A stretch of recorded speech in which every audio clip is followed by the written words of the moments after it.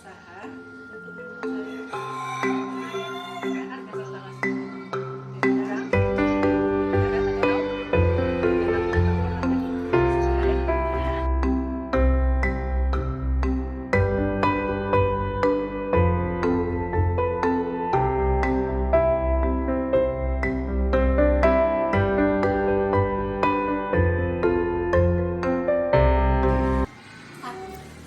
Assalamualaikum warahmatullahi wabarakatuh, Ibu. Bagaimana kabar Ibu hari ini? Alhamdulillah baik. Baik Bu, dalam kesempatan kali ini Mega ditugaskan untuk mewawancarai kepala sekolah, Ibu, di mana di sini akan berkaitan dengan pengambilan keputusan. Jadi bagaimana kepala sekolah akan menanggapi atau memilih keputusan berdasarkan kebenaran-kebenaran yang ada.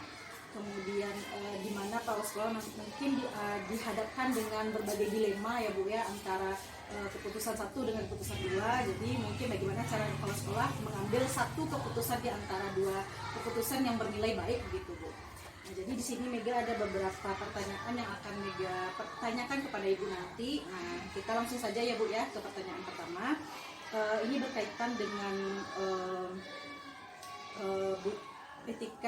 dilema etika tadi. Dilema etika itu merupakan suatu situasi di mana Ibu dihadapkan oleh dua situasi di mana Ibu nanti harus memilih satu sebagai keputusan terbaik yang tidak akan merugikan orang lain, yang berpihak kepada siswa, mungkin berpihak kepada masyarakat banyak tanpa mengecilkan hasil keputusan yang lain. Nah, di sini pertanyaan pertama, bagaimana selama ini Ibu mengidentifikasi kasus-kasus serupa dilema etika atau bujukan moral. Nah, di sini kan Ibu mungkin baru pertama kali mendengar kata dilema etika dan bujukan moral ya Bu. Nah, di sini perbedaannya yaitu bujukan moral itu nilainya satu betul, satu lagi nilainya salah Bu. Kalau seandainya dilema etika ini nilainya kedua-duanya benar. Nah, jadi yang Mega tanyakan itu bagaimana Ibu mengidentifikasi kasus-kasus yang berbau dilema etika. Jadi tentang yang Bu Mega tanyakan tadi tentang dilema etika dan rujukan moral. Mungkin istilah ini bagi Ibu mungkin memang baru. Jadi untuk menghadapi masalah seperti ini mungkin terjadi di sekolah-sekolah atau di lingkungan Ibu Mega. Mungkin dengan masalah hal itu Ibu selalu berusaha untuk mencari dulu apa yang akar permasalahannya sebenarnya tentang dilema etika atau tentang rujukan moral tadi ya, supaya nantinya agar dalam mengambil keputusan Ibu tidak salah-salah langkah, dan juga itu juga bisa diselesaikan tentang dilema etika tadi bisa diselesaikan mungkin dengan musyawarah atau secara kekeluargaan supaya nanti diusahakan tidak mencapai ranah hukum. Mungkin gitu. Berarti kita bisa mengidentifikasi dari berbagai hal ya Bu ya, mulai dari akar permasalahan seperti itu ya Bu ya. Kemudian pertanyaan yang kedua, selama ini bagaimana Ibu menjalankan keputusan dalam pengambilan keputusan di sekolah, terutama dalam kasus-kasus di mana kepentingan itu benar-benar dihadapkan oleh benar-benar sama atau mengandung nilai-nilai kepentingan yang mengandung nilai-nilai kebajikan. Untuk dalam mengambil keputusan di sekolah misalnya ada kasus-kasusnya misalnya yang memiliki kepentingan yang sama, tentu terlebih dulu Ibu melihat mana keputusan itu yang benar-benar melibatkan orang banyak, apakah itu tidak melibatkan yang individual. Misalnya di sekolah ini ada kepentingan individu semua warga sekolah, dilihat apa dampaknya nanti, apakah berdampak kepada jangka panjang dan ataupun untuk kepentingan masa depan sekolah untuk selanjutnya. Kira-kira bisa Ibu ceritakan sedikit bagaimana prosedur atau langkah-langkah yang Ibu lakukan untuk hal tersebut? Dalam mengambil keputusan tadi mungkin langkah-langkahnya sebelumnya terlebih dulu tentu Ibu konfirmasi dulu dengan orang-orang yang terlibat dengan masalah tersebut. Mungkin yang terlibat mungkin tidak satu orang saja ya. Jadi banyak orang lain yang juga misalnya tentang mendengarkan atau menyelesaikan masalah kasus di salah seorang murid misalnya.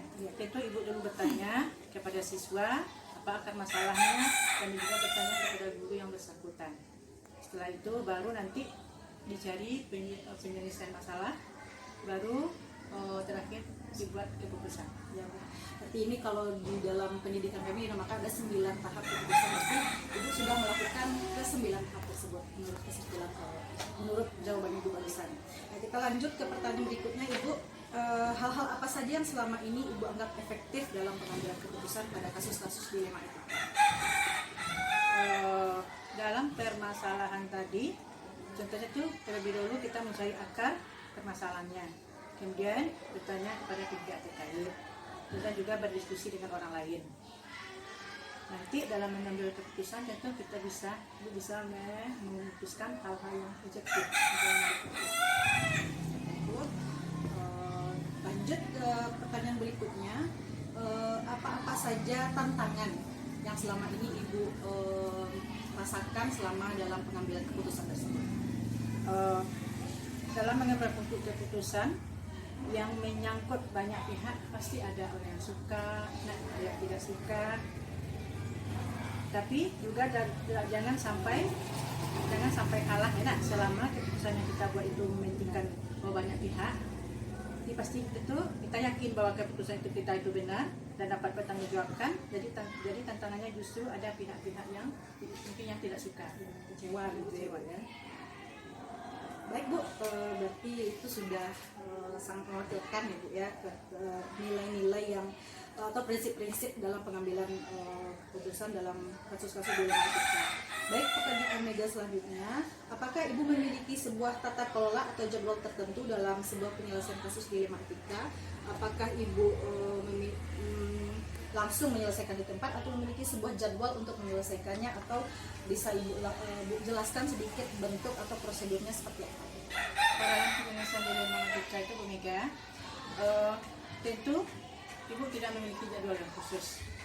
Tapi kalau masalahnya kecil, mungkin bisa diputuskan saat itu. Tapi kalau masalahnya terasa agak berat, mungkin membutuhkan pihak lain, itu didiskusikan dulu, diselesaikan, tidak diselesaikan sehari-hari ini, mungkin bisa untuk besok harinya. Jadi lihat pada masalah jadi kecil atau besarnya. Jangan sampai permasalahan itu berlarut-larut. Jadi kita usahakan yang kecil mungkin. Baiklah, Ibu, selanjutnya adakah seseorang atau faktor-faktor apa saja selama ini yang mempermudah atau yang membantu Ibu dalam pengambilan keputusan dalam kasus-kasus dilema etika? Tentu kalau dalam mengambil keputusan dilema etika, kalau di sekolah, kalau tentu kita melibatkan guru dan juga nanti bisa orang tua atau komite, bisa juga nanti kalau lebih apalagi bisa melibatkan pengawas atau lebih atasan. Baik, Ibu, langsung ke pertanyaan terakhir. Dari semua hal yang telah Ibu sampaikan, pembelajaran apa yang dapat Ibu petik dari pengalaman Ibu sendiri dalam mengambil keputusan terkait dengan dilema etika ini? Nah, ya, di dalam mengambil keputusan, baik itu dilema etika atau pendidikan moral, yang sangat sesuai dengan pertanyaan Bu Mega tadi, sangat berharga sekali, bisa dijadikan pedoman untuk mengambil keputusan untuk masa-masa yang akan datang, gitu ya. Mungkin nanti kalau misalnya kita akan masalahnya, kalau tidak bisa diputuskan sendiri, itu kita berusaha untuk berkolaborasi dengan guru, dengan komite atau dengan pengawas supaya keputusan kita nanti bisa dipertanggungjawabkan dan tidak terjadi lagi masalah-masalah yang lebih rumit untuk masyarakat. Baik, Ibu, mungkin hanya ini kegiatan kita hari ini, kegiatan wawancara kita hari ini. Terima kasih banyak Ibu telah meluangkan waktu Ibu di sela-sela kesibukan Ibu yang padat. Terima kasih Ibu, Mega ucapkan terima kasih banyak. Assalamualaikum warahmatullahi wabarakatuh. Waalaikumsalam.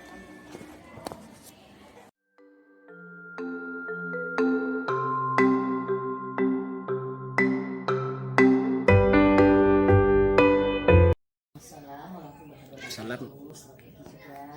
Bagaimana kabar Ibu hari ini? Alhamdulillah. Mohon maaf ya Ibu, hari ini di hari libur Mega mengganggu kegiatan Ibu. Begini Bu, Mega ada sedikit tugas mengenai CGP ini, di mana kami ditugasi untuk mewawancarai kepala sekolah. Nah, kemarin Mega sudah mewawancarai kepala sekolah Mega sendiri, dan sekarang Mega meminta kesediaan Ibu untuk diwawancarai sekitar kasus-kasus atau bagaimana seorang kepala sekolah mengambil keputusan, karena di sini sebagaimana kita tahu mungkin kepala sekolah itu mungkin dihadapi oleh berbagai dilema ya Bu ya, dalam mengambil sebuah keputusan. Nah, jadi di sini tuh dalam mengambil keputusan kita ada dua kategori. Yang pertama itu ada dilema etika, dan satu lagi namanya bujukan moral. Nah, kalau dilema etika itu seperti yang kita katakan tadi, bahwa di mana posisi Ibu dalam suatu situasi di mana dalam dua situasi yang benar, keduanya memiliki nilai yang sama, misalnya satu betul, satu lagi juga betul, maka terjadilah dilema dalam pengambilan keputusan. Kalau satu lagi namanya bujukan moral. Bujukan moral itu ketika Ibu dihadapi dengan nilai yang satu benar, satu salah, jadi langsung bisa mengambil keputusan. Yang kalau yang satu lagi itu namanya dilema etika. Jadi Mega akan fokus dalam mewawancarai mengenai dilema etika. Oke Bu, kita langsung saja ke pertanyaan pertama. Bagaimana selama ini Ibu mengidentifikasi kasus-kasus yang merupakan dilema etika atau bujukan moral? Terima kasih Mega. Pertanyaan pertama, kalau Ibu menghadapi kasus-kasus dilema etika, Ibu di sekolah selalu beranjak dari akar masalah. Apa akar masalah tersebut? Kemudian setelah mengetahui akar masalah, kemudian memanggil siswa yang terlibat dalam masalah tersebut, dipanggil ke ruang Ibu. Kemudian nanti Ibu tanya kedua belah pihak, tanya juga saksi, teman sekelas mungkin, dapat juga masukan bisa nanti dari guru kelasnya, karena yang berhadapan dengan anak setiap hari kan guru kelas. Kalau bisa hal itu diselesaikan dengan cara musyawarah, kekeluargaan, bisa diselesaikan di sekolah saja. Tapi kalau harus melibatkan kedua belah pihak, orang tua mungkin, karena terlanjur diketahui oleh orang tua, anaknya sudah melapor ke orang tua, Ibu juga memanggil kedua belah pihak orang tua, kemudian dimusyawarahkan, kalau bisa secara kekeluargaan. Tapi kalau misalnya orang tuanya mengakibatkan yang tidak baik bagi anak, mungkin bisa juga musyawarah melibatkan atasan Ibu, misalnya pengawas dan juga komite sekolah. Mungkin itu. Ya Bu, terima kasih atas jawabannya Bu. Selanjutnya kita masuk ke pertanyaan kedua. Selama ini bagaimana Ibu menjalankan keputusan yang telah Ibu ambil di sekolah Ibu, terutama untuk kasus-kasus di mana ada dua kepentingan yang sama? Nah, silakan Ibu. Kalau ada dua kepentingan yang sama di sekolah Ibu, tetap Ibu beranjak dulu dari akar masalah. Kemudian untuk menindaklanjutinya dilihat dari dua kubu, berarti kan ada dua kubu tuh, mana yang lebih bermanfaat ke sekolah, ke orang banyak. Kalau ke pribadi, kalau ke individu itu lebih buat kebaikan. Bu mengutamakan kebaikannya untuk warga sekolah yang lebih banyak, kemudian itu kepentingan sekolah. Jadi misalnya ada juga mungkin beberapa individu yang tidak apa dengan pendapat Ibu, tapi tetap Ibu musyawarahkan dulu dengan guru, suara guru. Kapan perlu melibatkan juga atasan, pengawas misalnya. Pokoknya Ibu ambil yang bermanfaat, menguntungkan untuk lebih banyak pihak di sekolah, sehingga lama-kelamaan yang bagian terkecil itu nanti akan menyadari bahwa Ibu berpihak ke yang benar, yang bermanfaat ke sekolah. Jadi intinya lebih ke manfaat yang lebih besar ya, di atas kepentingan bersama dulu. Baik Bu, lanjut ke pertanyaan berikutnya. Langkah-langkah atau prosedur seperti apa yang Ibu lakukan selama ini? Tadi juga sudah terjawab ya Bu ya. Oke, kita lanjut ke pertanyaan berikutnya saja Bu. Hal-hal apa saja yang selama ini Ibu anggap efektif dalam pengambilan keputusan pada kasus-kasus dilema etika? Efektif kira-kira apa Bu?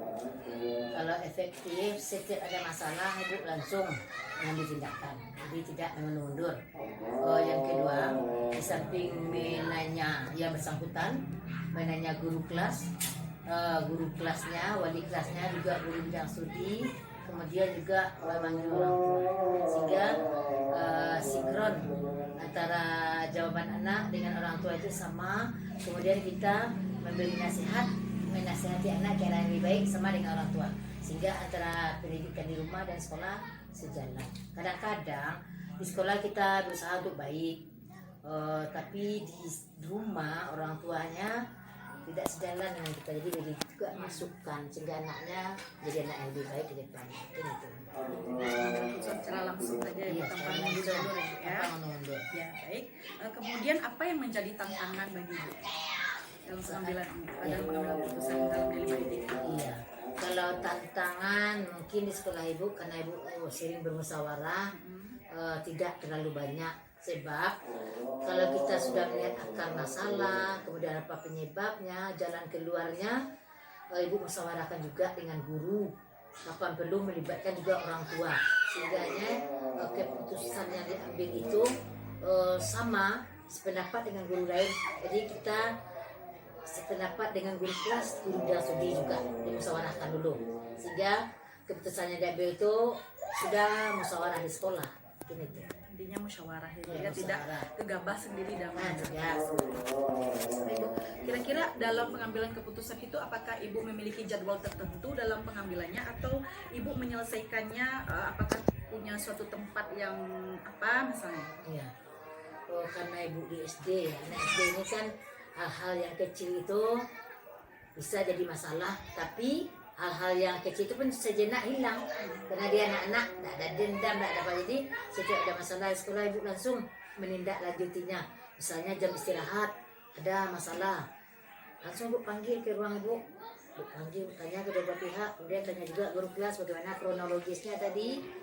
Jadi langsung saat itu ada masalah langsung dituntaskan. Kecuali kalau masalahnya agak besar, mungkin anak cedera atau ada yang berakibat fatal, nah tentu setelah nanti diobati dulu, kemudian sesuai dengan hasil visum nanti bagaimana kedua belah pihak lagi kalau berakibat fatal. Tapi kalau hal kecil biasanya bisa langsung hari itu saja. Berarti tergantung masalahnya ya, Nah, ya. Kalau masalah. kecil bisa langsung, Nah, bisa kalau langsung. misalnya masalahnya agak rumit atau Rumit, besar, mungkin ada kelanjutannya, kita berusaha meredam, tapi kadang-kala orang tua kalau anaknya cedera, luka atau terjatuh, itu dia belum puas, dia ingin mengobati anaknya sampai tuntas dulu, mungkin itu.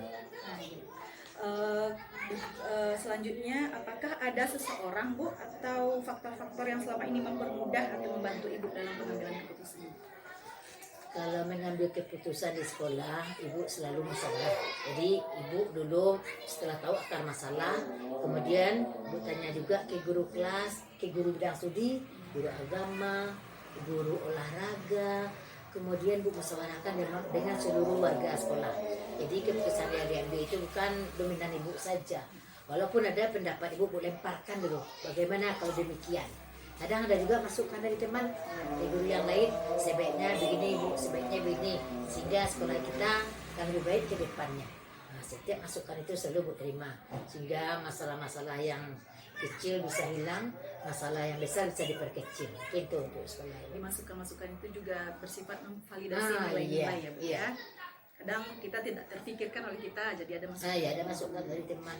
Baik Bu, ini pertanyaan terakhir. Dari semua hal yang telah kita diskusikan tadi, kira-kira pembelajaran apa yang dapat Ibu petik dari pengalaman Ibu sebagai kepala sekolah dalam pengambilan keputusan, khususnya dalam pengambilan keputusan dalam dilema etika?